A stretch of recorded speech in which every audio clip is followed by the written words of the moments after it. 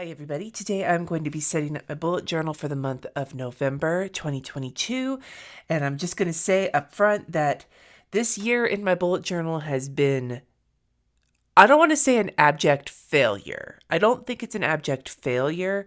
However, I feel like it has been hard to figure out how to incorporate my bullet journal into the way I'm using my planners this year in a way that has not really been the thing in years past. In years past, I've really been able to manage my bullet journal as part of my planner stuff, and this year it's just felt extraneous.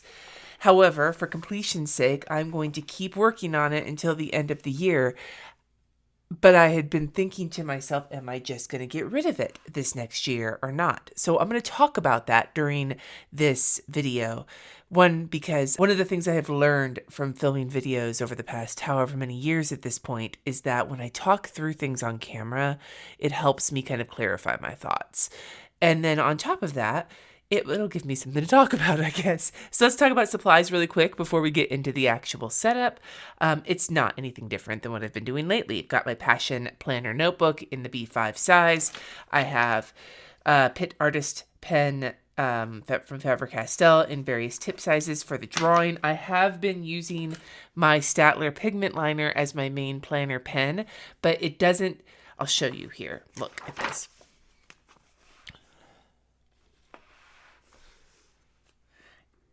There's the Faber-Castell pen,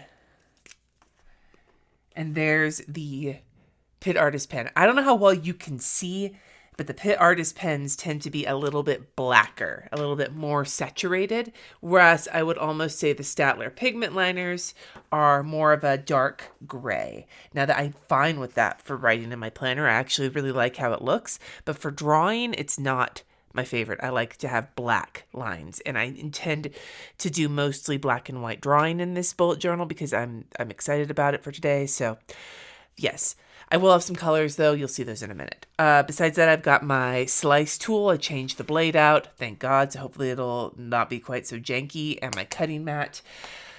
And that's about all I'm using today besides the markers. So before we get started, let's talk about what I'm using for both my theme and for my band. So again, if you have not been here for the previous setups, this spread has been tracking which flowers I draw in a month and which band I'm using for a quote. And for my band this month, it's not actually a band, it's an artist who has had basically the same band for the majority of their time as a artist, and that is Weird Al. Now, Weird Al has been one of my favorites for I don't even know how long, most of my life. When I was a kid, the first Weird Al album I ever really experienced was Even Worse. It came out in the late 80s, and I think it was like his fourth or fifth album. My parents had it on vinyl, and they had this big vinyl, like a big record player, like a cabinet record player in our living room, and that album, Even Worse, which is the one that has Fat on it, it has Lasagna, which is the parody of La Bamba, it has a bunch of songs on it, and then that one and the Sha Na Na album my parents had, my sisters and I were obsessed with. And from that, I jumped into the earlier albums and then the later albums. I've seen Weird Al in concert. I have the reason I'm doing him this month, that's inappropriate. The reason Weird Al is on my list this month is because, aside from the fact that he is probably one of the, if not the longest running favorite in my life, more so than any other band on this list. I think Weird Al has been top for as long as I can remember. He has an illustrated book coming out. It's like a comic book style called The Illustrated Al, where they're illustrating his songs, and I have that on pre-order because fuck yes. Anyway, so we'll talk more about it because I'm going to pull both of my songs from that first, it's not his first album, but it's the first one I remember being into. Those are the quotes I'm going to do this month. But for the flower, what I'm doing is coneflower, which also can be, you might also know it as echinacea. It is very similar in terms of shape to the Black-Eyed Susan, where it's kind of like there's a bulb and then the petals kind of go down like a skirt. The big difference between coneflower and Black-Eyed Susan in terms of their basic shape is that the center of the flower is much bigger. Makes it kind of look like a hairy testicle, but that's the The style has like the little stamens coming out of it and shit. Coneflower and Weird Al. That's exactly what we're going for this month. All right, so what I think I want to do is draw the coneflowers coming out of the bottom here and then just write the word November above them and then cut around that for my cover page here. And then I have a Weird Al quote for the inside. Like I said, as I was introducing this, I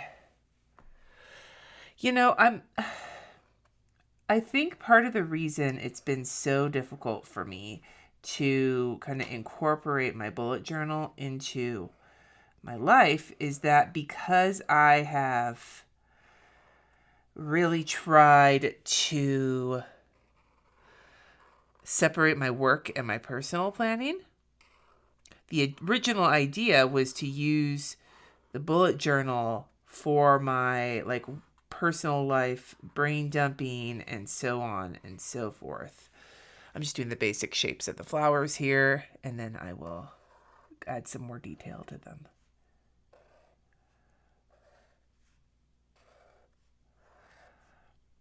The problem is, for the most part, I don't really need to do a lot of personal life brain dumping and note taking. Partly because most of my meetings and things that require notes are work related. I'm not doing like board stuff for church like I was in Napa, and most of my shit is just very basic, and the space in the Moxie Life Planner is plenty for me. Any brain dumping or whatever I need to do is pretty much taken care of during like my weekly actions, things like that. So I don't really need a bullet journal for that purpose, which means because I'm not using it on a daily basis for that purpose, I'll pull it out when I need it for like notes or whatever, or to make my meal plans or whatnot. But that's not very often, and it doesn't really justify both the size-wise of this, the size of the actual pages, as well as the amount of the actual pages. It just doesn't feel necessary for what I was saying out to do with it. So then I thought, well, what if I add work into it? But I've been trying so hard to keep work and personal life separate that just did not make any sense to me. So now I am left with like making these monthly videos to like do the drawing, because I love doing this. I love doing these setups. I think that they're fun.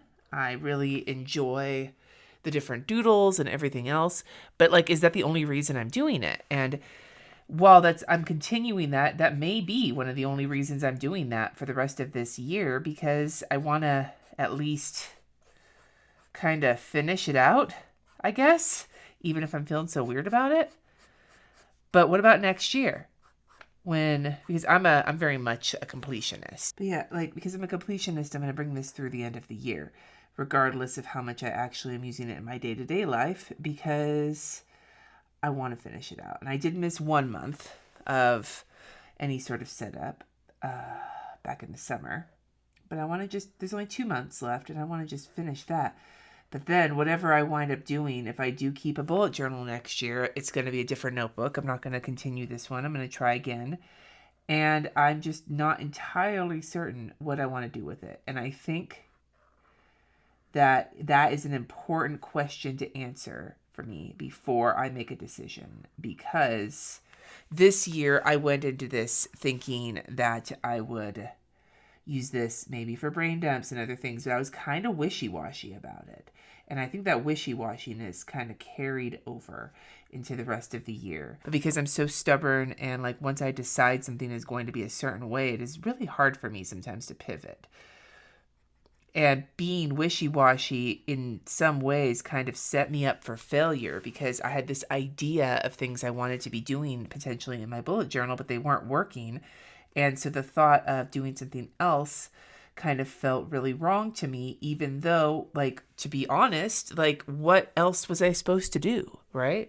It's like, if I, like, either just admit I'm just doing it for the YouTube videos and for the fun of actually creating the the spreads, which are both true, but like I don't have to do it that way. I'm using my ruler to cut this one straight line just to make it a little easier on me.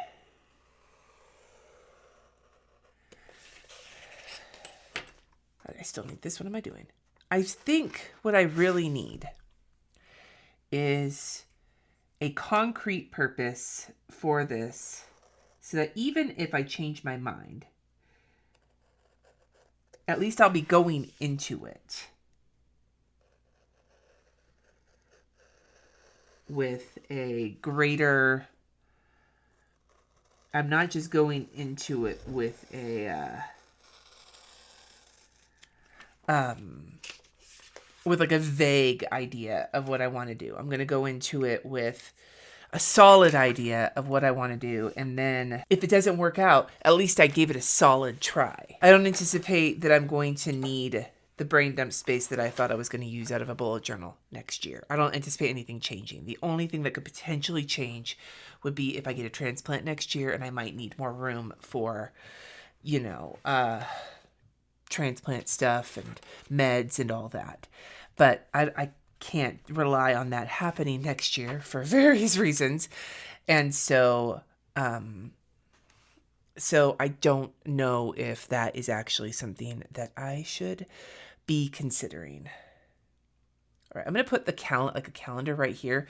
I'm not going to write November because it's already right here, but just put like a little calendar there because I think that would look really sick. And there is my little calendar there. And then underneath here, we're going to put the Weird Al quote, which will be from, again, I'm doing all of my quotes from songs on the first Weird Al album I was ever into, which was even worse. And this is the song Melanie, which is fucking hilarious. It's an original song, not a parody, but it is a parody, like a style pastiche, which are some of my favorite Weird Al songs in general are his style pastiches.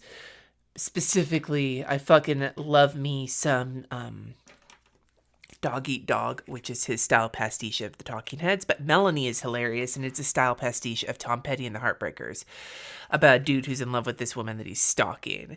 And the quote I'm going to use is, "Are you still mad? I gave a mohawk to your cat," which I think was one of the Weird Al songs, one of the lines from a Weird Al song that just delighted me so hard. But anyway, like I was saying, I need to think about, like, okay, what are some solid uses that I could have for a bullet journal that are both something that I need in terms, it's not something I'm trying to add, like journaling or something, because that's just not something I've been successful with. And if I'm going to add that, I think what I'm getting to, the point I'm getting to right now, is that I need for my bullet journal next year to have a solid as a rock, a solid, proven use. So something that I already know I need, something I already know I do. So not journaling, because I don't fucking do journaling very often, and not brain dumping, because that was a habit I wanted to get into every day, and it turns out that I don't need it. So I need, like, what's the word? What's the word when you, like, not, I know there's proven, but there's something else. It's like a business people word that you use when something has been, like, proof of concept, that sort of thing. I need a proof of concept or use for my bullet journal if I'm going to use one at all. Now, that doesn't mean that I'm gonna, just barely. So we know now that this D is the end of my area that I can work with. It's been a long time since I've done one of those style of G's, and I don't like how that one turned out, because I didn't stop to reacclimate myself with it, and it has been a very long time. So, yeah, vote for practicing, my dudes. Practice. Okay.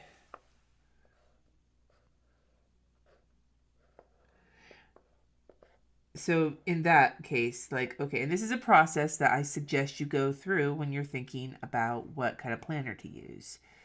think real honestly about what you use your planners for. Whew, just missed it almost, but yeah, I'm just a little janky. I'm going to add some color to this, by the way. So give me a few minutes here. But yeah.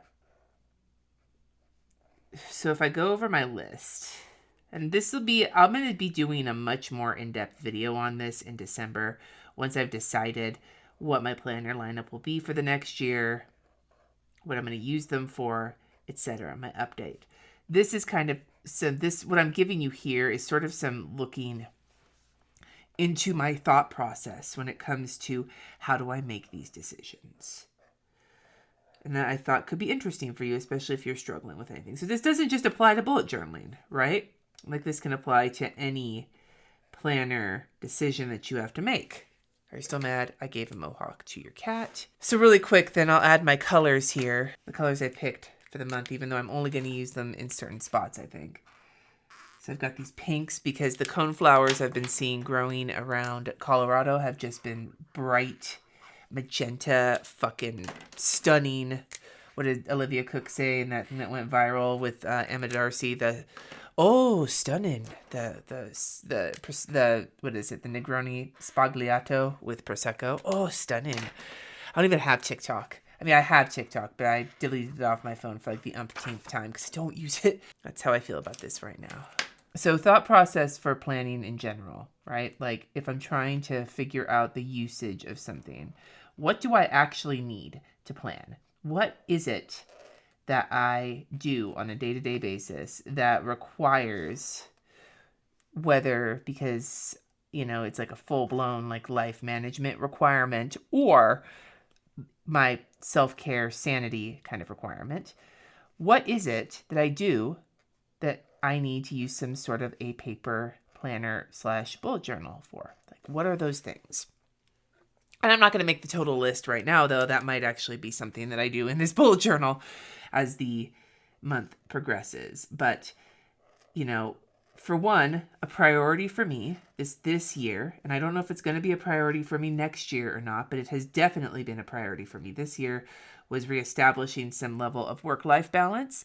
And so to do that, I very specifically separated my work goals and my personal goals, and I separated my work planning from my personal planning so that I'm not blurring those lines as much, because that was becoming a real problem for me. And it originally came from the fact that when I was doing YouTube and everything else, when I was originally doing it, I was working at Trader Joe's every day as a sign artist. But I didn't have to do any paper planning for that, because any planning I did, which was almost entirely on paper at work, it was done at work on a whiteboard or the info we got from our bosses. Like, it wasn't something that I needed a planner for. Once I started working, so all of the things like the YouTube related things and whatnot that I would do in my planner, like all these things, I would put them in my planner, but they would be like what I would be doing with my spare time outside of parenting and cooking and, volunteering at my kids' school and everything else. And so it all was there because the time outside of work was what I was managing in my planner. And so it made sense to have everything in there. But when I started working for myself, I never changed that habit. I kept all my work stuff and my personal life stuff in the planner, despite the fact that now this was no longer my spare time that I was doing this with. This was the time I was doing my work time. Yeah, see, because then we have no color and then color. Yeah, I like that. Okay, let's move to, I know this is a very rambly video, which I don't apologize for it. So what I want to do here before I get into it is, this has worked for me in the past, so maybe this will bring me back to my bullet journal every day, is I want to have this page be a gratitude page where I just letter in something I'm grateful for every single day.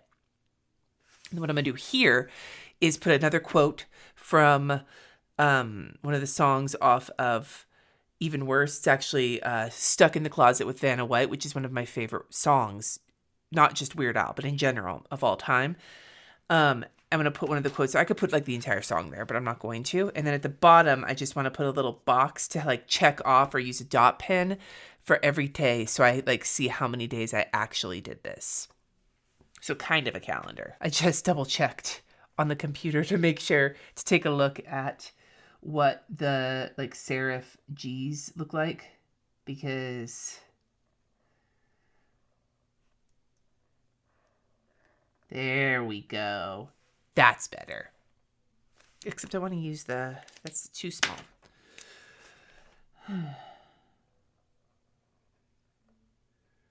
Because I'm going to write gratitude up here. Yeah, so I know this is a bit of a rambly video, but I think that as we head into, and I will, if you're interested in me kind of going through this process in its own video to help you maybe go through the process before you make your decision on what you're going to buy this year, let me know in the comments. Gratitude. Ratatouille? Anyway, yeah, so my thought is like, okay, well, what do I do now that I've like moved all of my work to my... I've moved all of my work to a work planning system, which has not been the exact like system that like there's definitely an area for improvement there. Like I'm still working on it all year. I have been kind of figuring out the best way to cobble together my work planning system. And so, you know, like there's an opportunity there, but I separate work and home. And then with work and home, what am I going to use in both of those areas? What I want to do next year is both reduce how much I'm trying to do with my planner stuff. I can really work on and iterate the things that are working. You know, it's if you look at my work planner versus my personal planner this year, right? The quote, by the way, that I'm going to put in here is donuts and hot dogs are flying everywhere, which is one of the lines from Stuck in the Closet with Vanna White's about these really strange dreams. And so I resonate with that. Anyway, so when I look at this past year, and again, I will talk more about this, it seems like personal planning wise, I have really hit a stride. And because it's been working for me, I've been able to continually like iterate it, update it a little bit, do the things that are working, not do the things that aren't working. And because I've been relatively comfortable, I've been able to do that within the boundaries of the planner system I'm using. Whereas with work, I've had some trouble, so I've bounced around, sort of using similar things, a daily planner, HB90 system, but it has been a little less figured out. And so when I go to think about what I'm going to do next year, that's information to really think about. Because one of the things I learned this year was how much I appreciated the stability of my personal planning. My planning in my Moxie Life undated vertical. So much so that I filled up a whole one.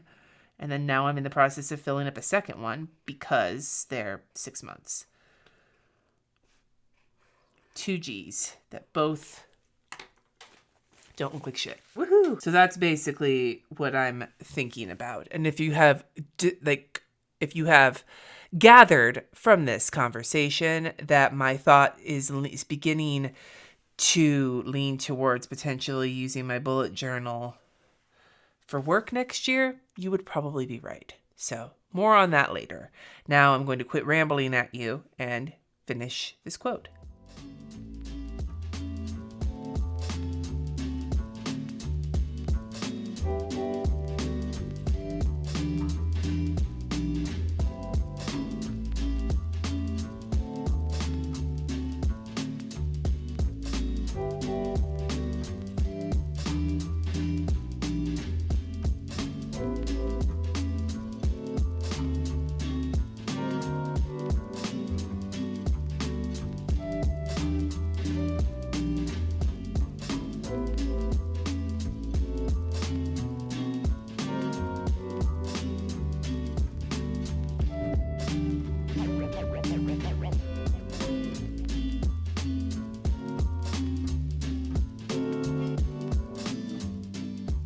So we have the donuts and hot dogs are flying everywhere, some cone flowers, and then this has 30 squares in it. So they'll check one off each time I actually letter something in here. So we'll see how it looks come December. But this is going to be my bullet journal set up for November. Like I said, I will have a video coming out in the next month or so, really going over my thought process on what I'm going to do for next year. But I'd love to hear your thoughts in the comments below. How do you decide what sorts of planner things you're going to use? Whether you've been using the same thing for years and you're perfectly settled in it, or whether you are somebody who habitually changes. What kind of thought process do you have when you change things up? I also really want to make a video at some point talking about my thoughts on planner hopping, like hopping from planner to planner all the time, but that might be a little spicy. So anyway, I'd love to hear your thoughts in the comments below. Thank you so much for watching. Subscribe if you haven't already. And until next time, friends, peace.